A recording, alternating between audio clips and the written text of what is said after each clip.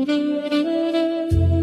family. Leviticus 13, we walked through one of the most important of the Tzara'at, skin disease and uncleanness. We watched the priests examine fillings, spots, raw flesh, and garments. We saw people declared unclean, sent outside the camp with torn clothes, loose hair, covered lips, crying unclean, unclean. It was isolating. It was necessary for the protection of the community. But here's the question. Chapter 13 left with us a question. What happens when the disease is healed? Is the person stuck outside forever? Is there a way back? Is there restoration after rejection? That's what Leviticus 14 is all about. This chapter is grace after judgment. It's turn after exile. It's cleansing after corruption. It involves one of the most profound symbolic rituals in all of Scripture. 2 birds, cedar wood, scarlet thread, hyssop, blood oil, and offerings. Let's worship the Creator with live sax and dive into Leviticus 14, the chapter of restoration.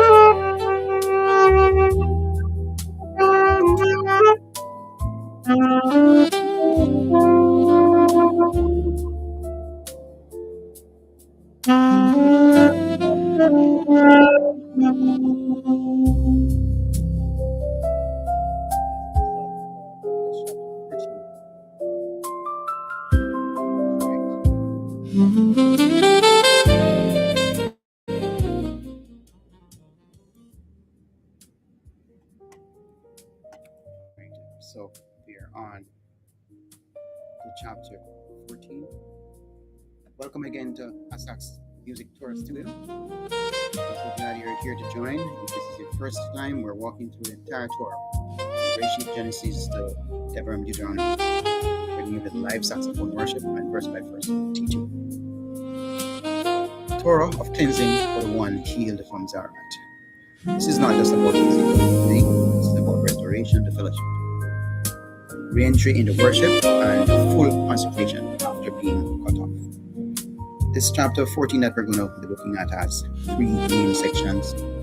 Part with the 2 ritual for the birds outside the camp, the 8th day offering and anointing, and the Tzara'at in the houses and how to cleanse them. Every detail reveals the Creator's heart for restoration and His precise path back to the partners. Take up your Torah, open to Leviticus 14, and let's dive in. And before we go, do me a favor, hit the like button if you're grateful for the Creator's restoration. Subscribe and ring the bell so you don't miss a single chapter. Also, you can comment what's one area in your life where you've experienced Creator's restoration. So let's read together. Verses 1 through to 3. Let's bring that up. Verses 1 to 3. And the Creator spoke to Moses, saying, This shall be the Torah of the leper for the day of his cleansing. He shall be brought to the priest. The priest shall go out of the camp, and the priest shall look and see if the leprosy is healed. So we're seeing the instruction, we're seeing the request, we're seeing the immediate need. And we're talking about cleansing, we're talking about returning, we're talking about restoration. And we want to look at all the aspects of this instruction. It happens inside the camp, upon the instructions of the Creator to the priest. So there we have a leper.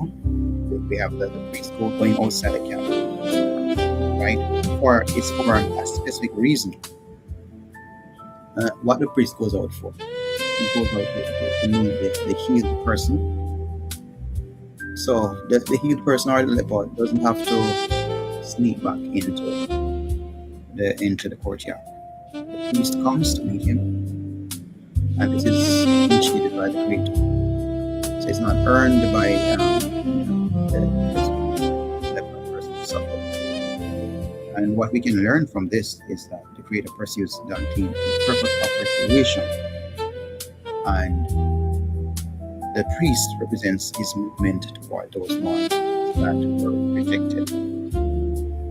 Verse 4 says, Then the priest shall command, and he shall take for him who is to be cleansed 2 live and clean birds, and cedar wood and scarlet and hyssop.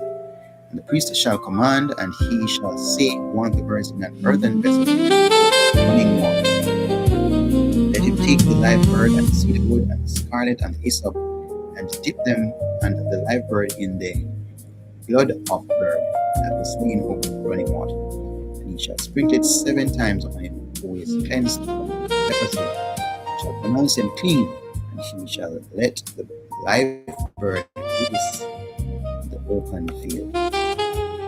So we see some elements there. We see the 2 live clean birds, right? We see the cedar wood being mentioned. Of course, cedar wood is a strong symbol of strength, durable, and not easy to be corrupt, almost impossible. We see scarlet, which is symbolic of blood, life, and sacrifice. There's also hyssop, which is used for sprinkling and cleansing, and there was water, and that was therefore a specific reason.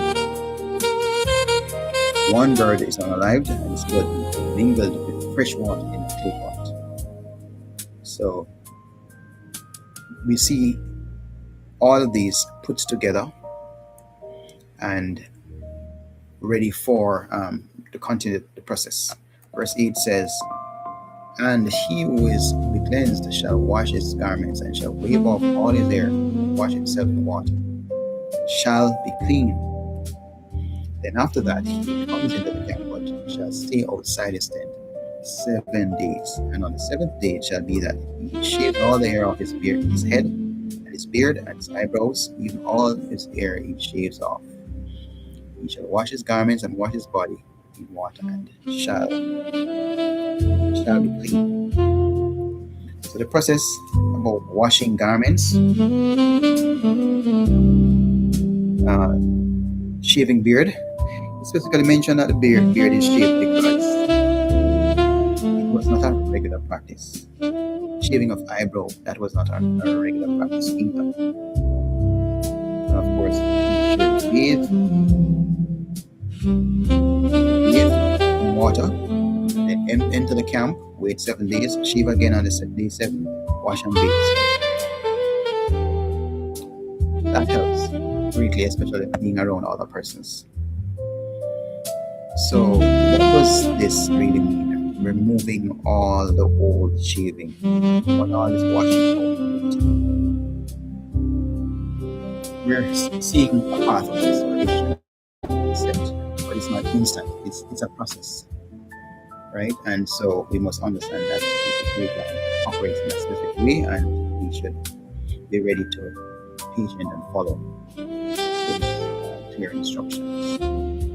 Verse 10 says, on the 8th day he takes 2 lambs, perfect ones, and 2 lambs a year old, perfectly one, 3/10 of an ephah of fine flour mixed with oil, grain offering, 1 lump of oil. And the priest who is cleansing shall present the man who is to be cleansed with these offerings before the priest at the door of the tent of appointment. The priest shall take 1 male lamb and bring it as a guilt offering, the log of oil, wave them as a wave offering before the Creator. He shall slay the lamb in the place where he slays the sin offering and the ascending offering in a set apart place. For the guilt offering, like the sin offering, belongs to the priest. It is most set apart. The priest shall take some of the blood of the guilt offering. The priest shall put it on the tip of the right ear of him who is cleansed, and on the thumb of his right hand, and on the big toe of his right foot. And the priest shall take some of the log of oil and pour it into the palm of his own left hand. He shall dip his right finger in the oil that is in the left hand, and shall sprinkle some of the oil with his finger 7 times before the Creator.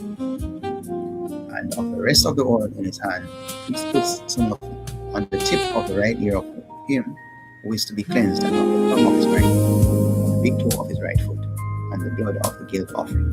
With the oil that is in the priest's hand, he puts on the head of him who is to be cleansed. The priest shall make atonement for him before the Creator. The priest shall make the sin offering and make atonement for him who is to be cleansed from his uncleanness. Then afterwards he slays the ascending offering. The priest shall offer the ascending offering and the grain offering from his blood of the priest. And the priest shall make atonement for him, and he shall be clean.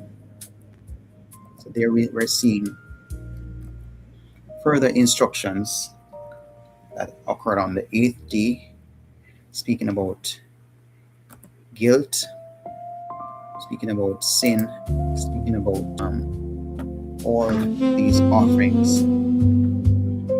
We're seeing the blood put on the ear, on the thumb, on the toe, right? And this was on the 8th day, guilt offering. We remember when we had covered the guilt offering, remember the burnt offering, what distinguished all these offerings. So the burnt offering was the regular one that was done every day, morning and evening. Then you have the sin offering. Well, you have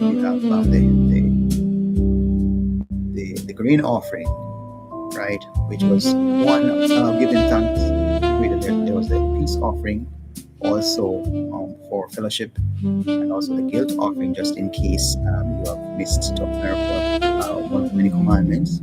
You have the guilt offering. And these were all not the same. They did not all include blood, and they were to the point of what persons would afford. So everyone had the opportunity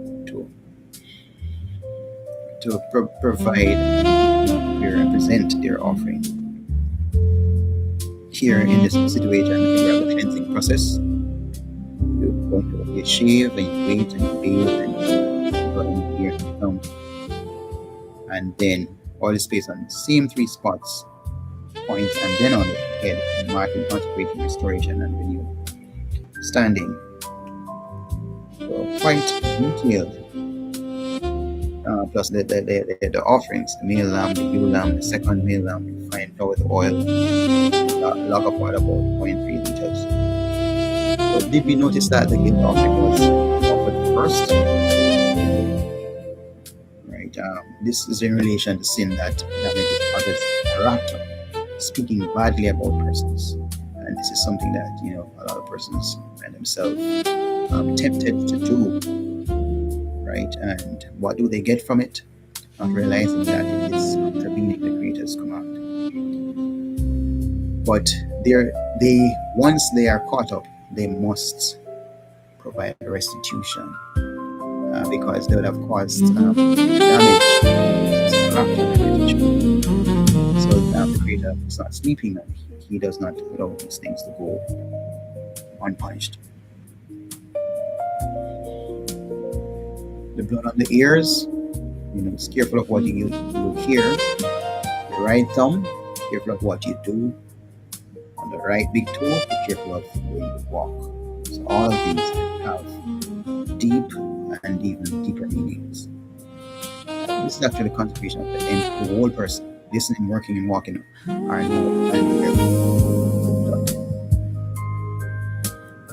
We also read that the oil followed the blood. It was sprinkled for complete consecration. Right, and this was put exact place where the ear, the thumb, and the toe. So after these offerings are complete, then that brings relational restoration. It brings personal purification, and it brings total consecration, and that's what we should all aspire for. Let's read verse 21 through to 32. Verse 21 says, "But if he is poor and is unable to afford it, then he shall take one male lamb as a guilt offering to be waved, to make atonement for him, and 1/10 of an ephah of fine flour mixed with oil as a grain offering, and a log of oil, and 2 turtle doves or 2 young pigeons, such as he is able to afford, and one shall be a sin offering, and the other an ascending offering. And he shall bring them to the priest on the 8th day for his cleansing, the door of the tent of appointment before the Creator. The priest shall take the lamb of the guilt offering and the log of oil. The priest shall wave them as a wave offering before the Creator. And he shall slay the lamb of guilt offering. The priest shall take some of the blood of the guilt offering, put it on the tip of the right ear of him who is to be cleansed, and on the thumb of his right hand, and on the big toe of his right foot. Then the priest pours some of the oil into the palm of his own left hand, and the priest shall sprinkle with his right finger some of the oil that is on his left hand 7 times before the Creator. The priest shall put some of the oil in his hand, on the tip of his right ear of him who is to be cleansed, and on the thumb of the right hand, and on the big toe of his right foot, and on the place of the blood of the guilt offering. And the rest of the oil that is in the priest's hand, he puts on the head of him who is to be cleansed, and he shall prepare one of the turtle doves or young pigeons, such as he is able to afford. That which he is able to afford, one as a sin offering, and the other as an ascending offering. The priest shall make atonement for him. This is the Torah for one who had affection, leprosy, who is unable to afford for his cleansing. So it's wonderful that the Creator makes provision for even the poor. Yeah, and we are all challenged. Many are challenged today financially. And not everybody would have been able to afford the lamb or the ram, so bird. Poor are given provision, but the pattern of cleansing remains equally serious. So we see restoration is available, it's possible, but it must follow the Creator's appointed order: inspection, cleansing, waiting, atonement, and re-entry. It doesn't matter your financial limitation. The key truth is that the guilt offering remains. One lamb is non-negotiable, but the sin and burnt offerings can be turtle doves or pigeons if the person is poor. The Creator provides a way for everyone to be cleansed and restored regardless of economic status. Restoration is not for sale, but provision meets need. The same ceremony applies to rich and poor alike. Status doesn't change the requirement for blood and oil. Let's read on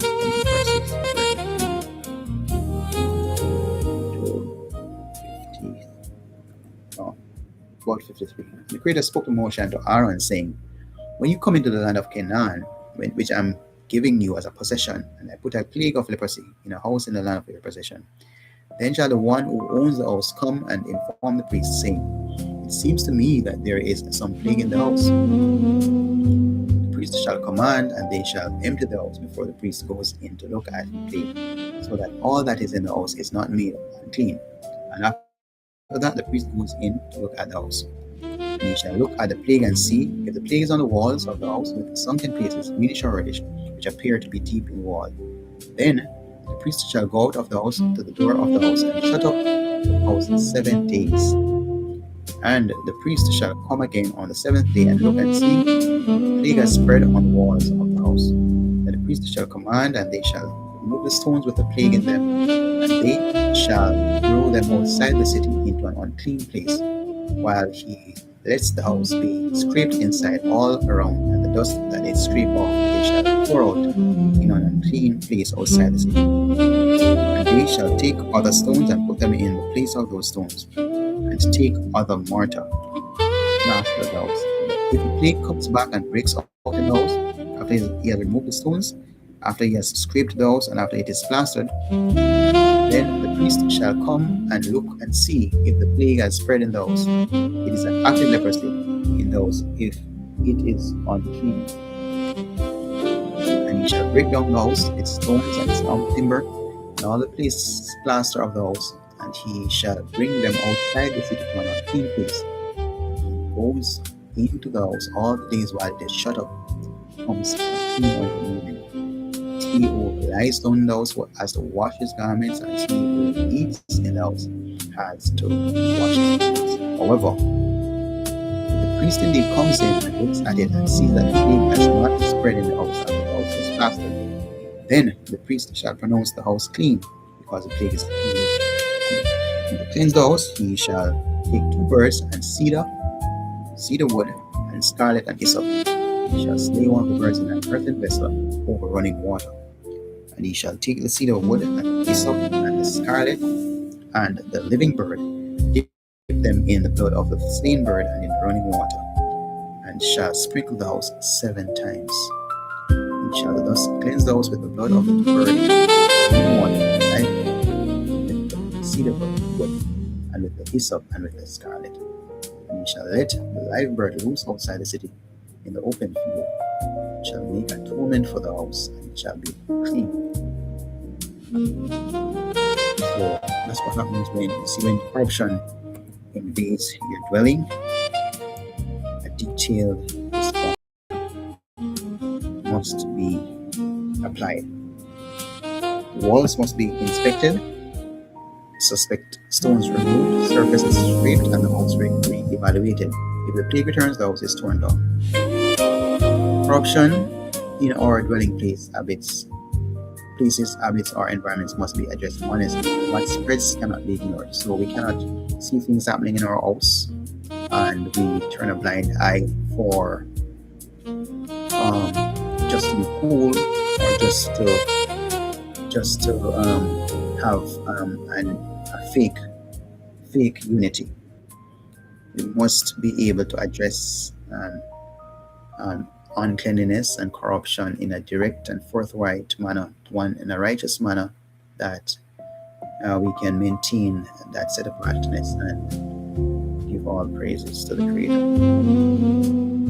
Because remember now, the Creator makes a way for the one wants outside to come back and clean and order and restore. So it's fine to let somebody leave the camp for them to sharpen or shape up their fallen ground and get in line, and for full restoration. And that's what Creator is about: full restoration, not rejection or harm.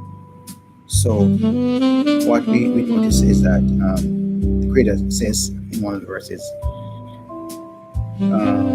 it's a future provision. Speaking about when they enter the land, I put a plague of leprosy in a house. This indicates divine sovereignty. Sometimes the Creator allows corruption to surface so it can be addressed and removed. So don't when we see corruption comes up, it is actually allowed to happen so that the Creator can actually, for His glory to be shown, and so that he can actually intervene, so that it can be addressed and removed before breaking. That's what we should learn. That when corruption invades the dwelling, it's allowed, but must not remain like that. It has to be addressed and removed. And the procedure was very clear. They emptied the house before the priest examined it. So anything is unclean, they can declare it unclean. Also the walls, greenish or red spots on the wall. Also the picture of the and then the remedy had to be applied. You remove the infected stones, you scrape the walls, you replaster, and you use new stones. So sometimes you also need some new stones to get rid of the old stones. Sometimes we have to remove what's corrupted in our lives, relationships, habits, entertainment, thought patterns, and replace them with what's clean and set apart. All praises to the Creator for that.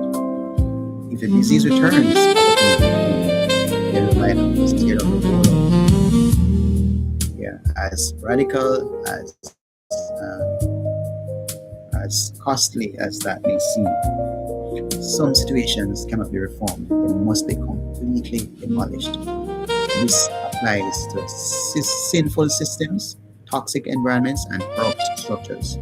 Better to lose a house than to lose set-apartness. So we see, even where there's uncleanness, like in case there's any contact with any one that's unclean or anything unclean, then the person had to be quarantined. And we see that the solution where the same two-bird ritual used for people is now used for the house, right? So the person must be clean, and the house. You can't have dirty people in a clean house. You cannot have clean persons in a dirty house. It just doesn't work. It just doesn't mix.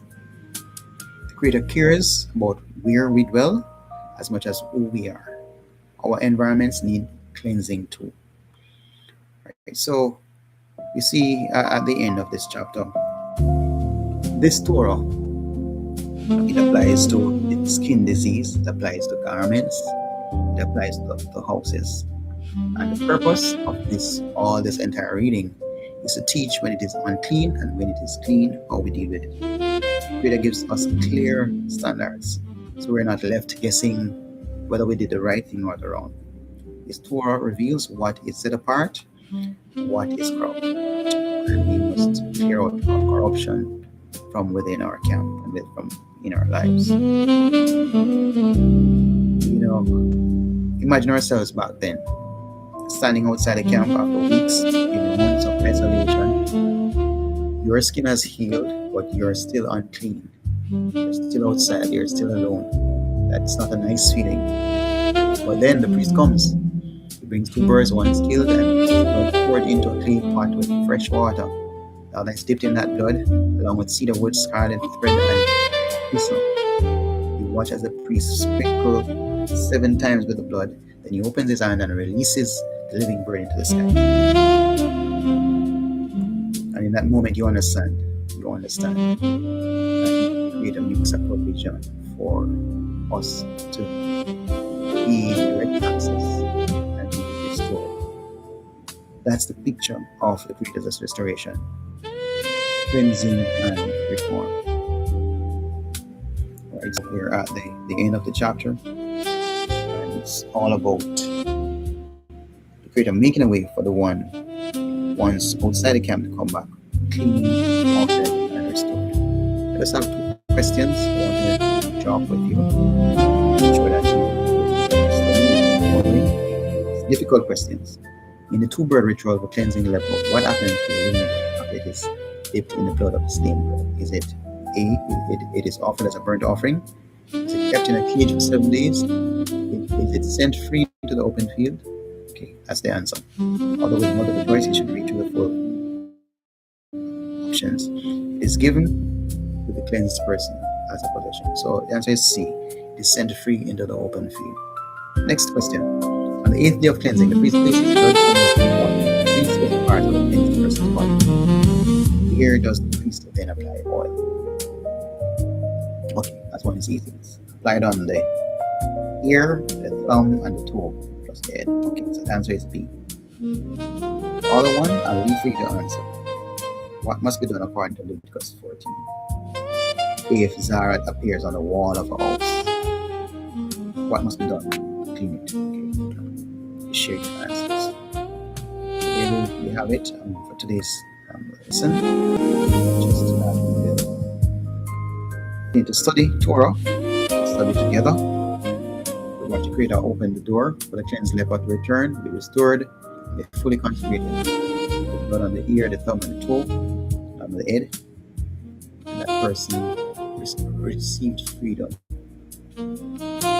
Next up, next chapter we have is chapter 15. We see how the Creator addresses ongoing bodily discharges, issues that remind us we live in fallen flesh and need constant access to cleansing.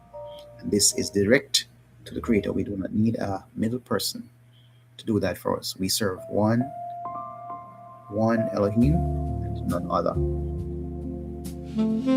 Those are just play another section of that song that we're listening to in the background.